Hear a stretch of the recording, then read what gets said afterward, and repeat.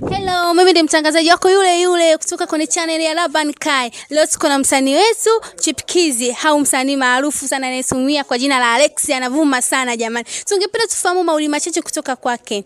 Okay. Naitwa nani? Kwa majina mimi naitwa Alex Actor, lakini jina langu halisi naitwa Paul Alex. Ni mzaliwa wa Mbeya, lakini pia kabila langu mimi Mnyakyusa. Okay.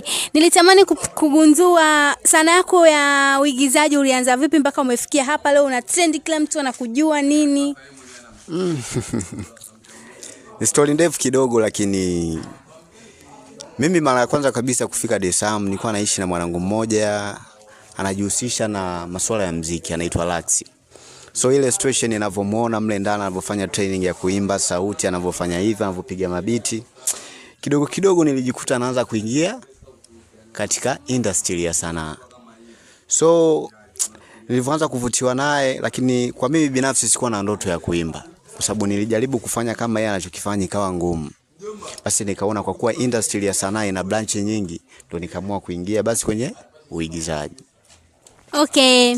Watazamaji wako wanatamani kujua sini gani ilikuwa ngumu sana katika ulivyoanza sanaa ambayo kidogo kuna niliu kidogo, si unajua tena. Niseme sini ngumu.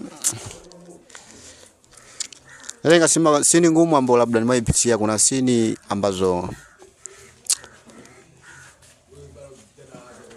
sini za hisia mara nyingi ndio ngumu, lakini nikifikiria kuhusiana na sini ngumu ziko nyingi sana nilizocheza. Kwa ndio maana nashindwa hata nikuelezeaje yani. Mimi ninavyojua sini nyingi ni ngumu, ni kulingana na msanii umejipanga vipi kuicheza. Inaweza ikawa ngumu au ikawa nyepesi. Moja ya sini ambazo naweza kusema ni ngumu kwenye series ya Penzi la Mzamkaa, kwa sababu ni sini ambayo nilicheza na roho mbaya kinoma sana.